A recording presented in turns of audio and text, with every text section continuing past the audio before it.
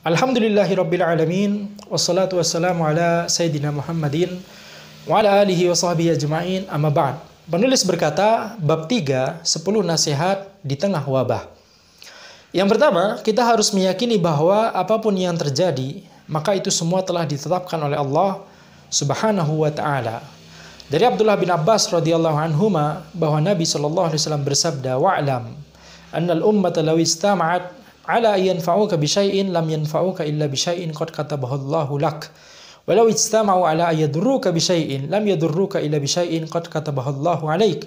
Rufi'atil aqlam wa jaffatis suhuf."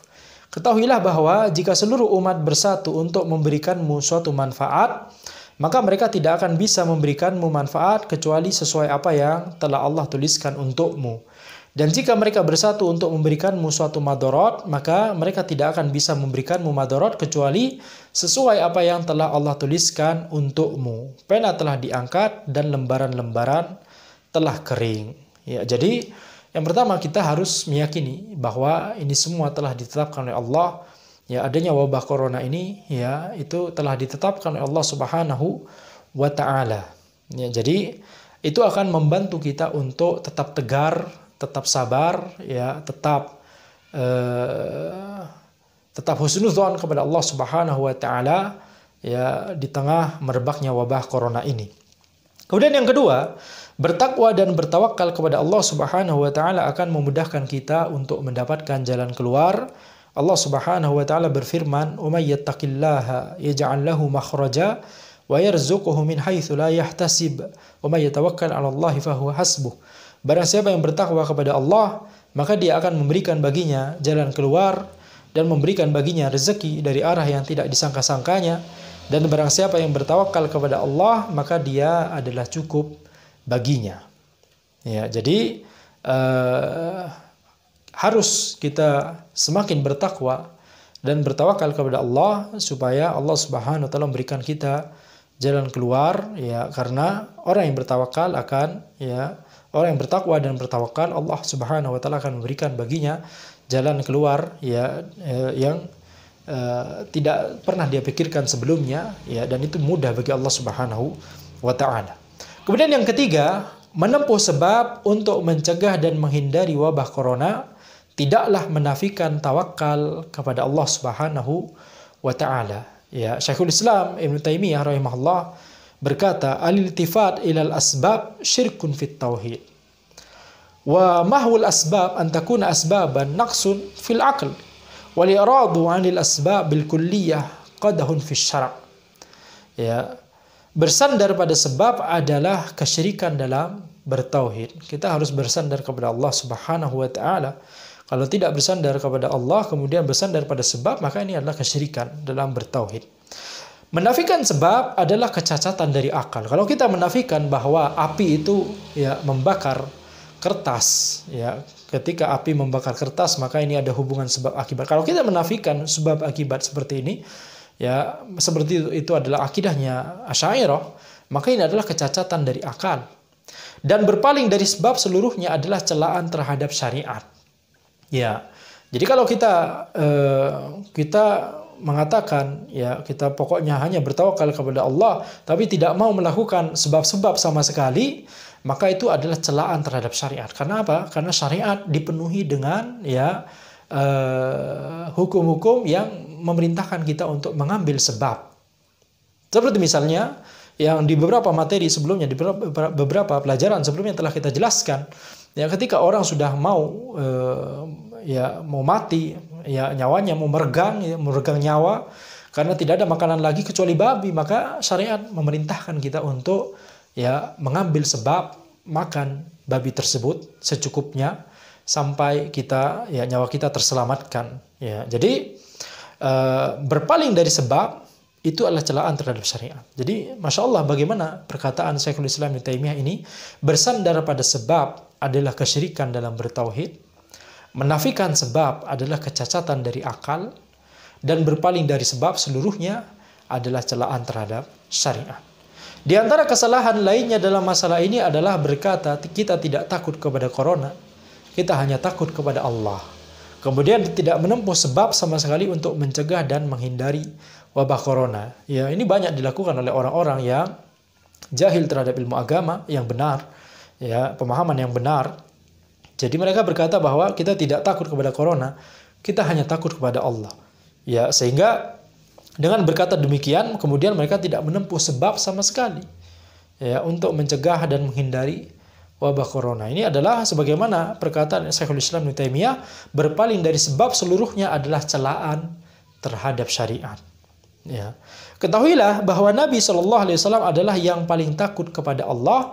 Akan tetapi setiap sebelum berangkat perang, beliau SAW dan para sahabatnya radhiyallahu anhum selalu melakukan persiapan seperti perbekalan senjata dan baju perang. Nabi Muhammad SAW walaupun ya orang yang paling takut kepada Allah, akan tetapi beliau tetap melakukan persiapan, mengambil sebab. Beliau tetap mengambil sebab, ya. Kemudian yang keempat, meyakini bahwa wabah ini terjadi karena dosa-dosa kita, sembari berhusnudzon kepada Allah dan kepada orang lain. Syekh Sulaiman Ar-Ruhaili hafizahullah berkata, "Minal adab 'inda nuzulil bala ayyusi al-insanu dhanna bi nafsihi fayaqul 'alla Allah abtalani wa abtala an-nasa bisababi dhunubi fayatub wa yusina adh-dhann billahi wa ya'lama anna lillahi fi dhalika hikmah wa yuhsinu adh-dhann bi ghairihi wa yaqul 'alla Allah arada rif'atahum." Di antara adab ketika turun musibah adalah hendaknya seseorang berpikir buruk tentang dirinya dengan berkata, mungkin Allah mengujiku dan orang-orang lainnya karena dosa-dosaku, sehingga dia pun bertaubat. Dan hendaknya dia berhusnudzon kepada Allah dan mengetahui bahwa Allah memiliki hikmah di balik semua ini. Dan hendaknya dia berhusnudzon kepada orang lain dan dengan berkata, mungkin Allah hendak mengangkat derajat mereka. Jadi kita harus suudzon kepada diri kita. Bisa jadi wabah ini karena dosa-dosa kita. Dan berhusnudzon kepada Allah. Allah Subhanahu wa taala memiliki hikmah di balik semua ini. Dan berhusnudzon kepada orang lain. Ya, ketika orang lain terkena musibah ini, maka kita katakan bahwa mungkin Allah hendak mengangkat derajat mereka. Ya. Kemudian yang kelima, bersabar atas musibah yang menimpa kita dan meyakini bahwa pasti ada hikmah dan pahala yang besar dari Allah di balik semua ini. Bersabar, ya.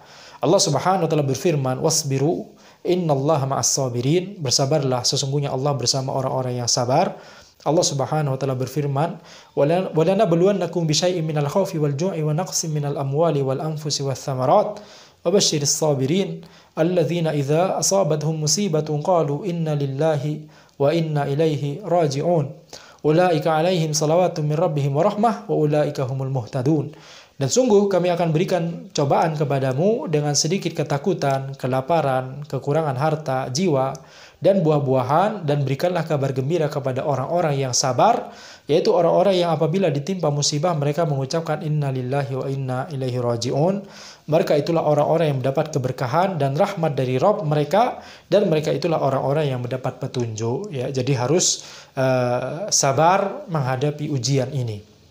Yang keenam, lihatlah betapa lemahnya manusia di hadapan Allah Subhanahu wa taala, ya. Renungkanlah bagaimana canggihnya teknologi dan majunya ilmu pengetahuan yang selama ini banyak disombongkan oleh orang-orang kafir dan fasik, ternyata tidak mampu untuk menahan dan menghindari salah satu dari makhluk Allah yang sangat kecil, yaitu virus corona, tidak kelihatan. Allah Subhanahu wa taala berfirman, "Walillahi junudus samawati wal ard wa kana Allahu azizan hakima." Dan kepunyaan Allah lah tentara langit dan bumi, dan Allah adalah zat yang maha perkasa lagi maha bijaksana. Allah Subhanahu wa taala berfirman, "Wa khuliqal insanu dha'ifa." Dan manusia diciptakan bersifat lemah, ya. Jadi kita harus ya merenungkan betapa lemahnya diri kita, betapa mudahnya bagi Allah Subhanahu wa taala untuk memberikan kita ya musibah seperti ini, ya, membuat kita menyadari bahwa diri kita sebagai manusia itu lemah, tidak ada apa-apanya di hadapan Allah Subhanahu wa taala. Kita sangat membutuhkan ya Allah Subhanahu wa taala. Kita sangat membutuhkan pertolongannya, rahmatnya, ya. Kita sangat membutuhkan Allah Subhanahu wa taala. Kemudian yang ketujuh, kembalikan setiap perkara kepada ahlinya. Yang dalam masalah ini adalah para ulama dan umara.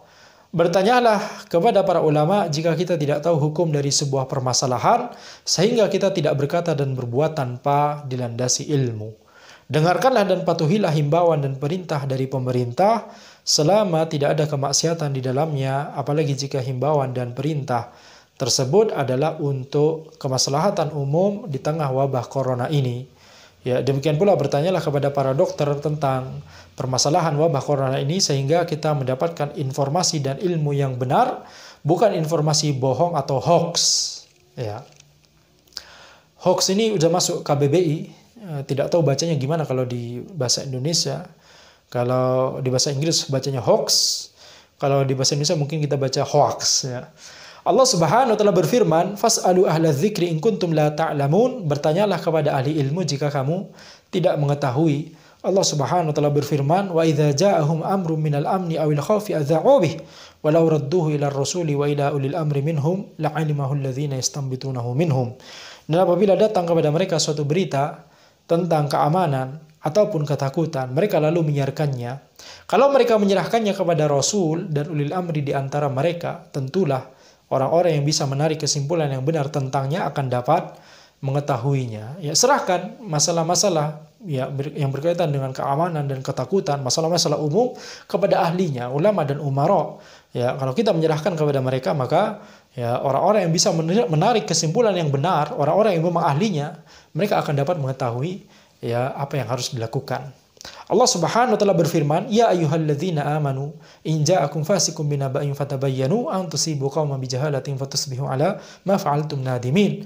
Wahai orang-orang yang beriman, jika datang kepada kalian orang yang fasik membawa suatu berita, maka periksalah dengan teliti agar kalian tidak menimpakan suatu musibah kepada suatu kaum karena kejahilan kalian yang menyebabkan kalian menyesal atas perbuatan kalian tersebut. Tidak boleh sembarangan menyebar informasi atau berita yang tidak jelas kebenarannya, ya, harus tabayyun. Yang kedelapan, janganlah futur ketika wabah merebak dan setelah wabah berakhir nanti biiznillah. Gunakan waktu yang banyak selama periode berdiam diri di rumah ini untuk menuntut ilmu syar'i, beramal ibadah dan mengerjakan kewajiban kita yang lainnya. Walaupun kajian-kajian ilmu diliburkan sementara, manfaatkan media yang ada untuk tetap menuntut ilmu. Dan kedepannya jangan sia-siakan lagi kajian ilmu yang ada. Demikian pula, saat ini kita tidak bisa sholat jamaah di masjid, sehingga membuat banyak orang sangat merindukannya. Bahkan orang-orang yang selama ini ya tidak pernah pergi ke masjid. Ya.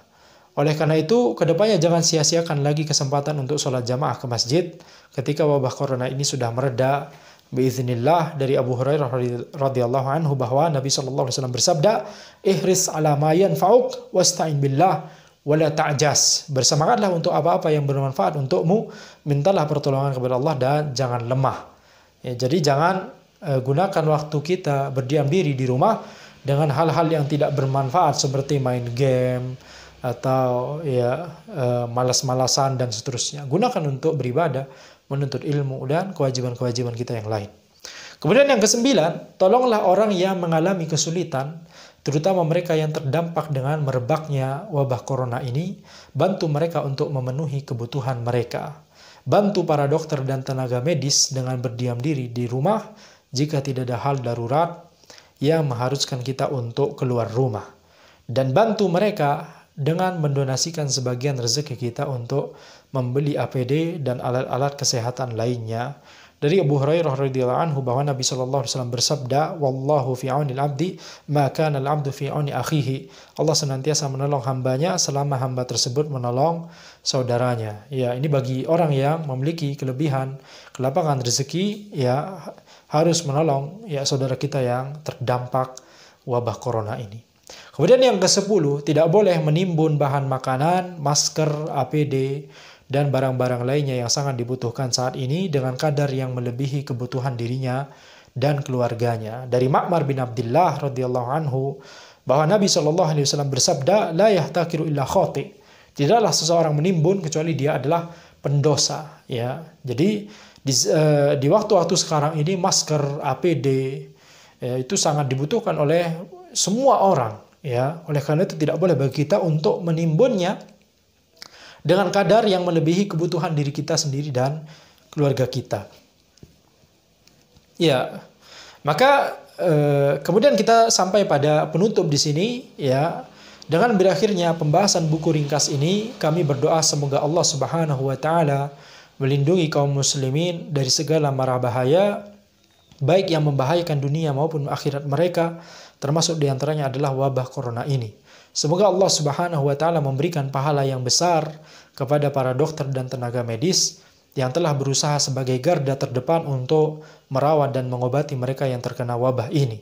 Dan semoga Allah Subhanahu wa Ta'ala memberikan petunjuk dan taufik kepada pemerintah untuk bisa menangani wabah ini dengan baik. Hadza wallahu alam. Subhanakallahumma wa bihamdika asyhadu an la ilaha illa anta astaghfiruka wa atubu ilaik.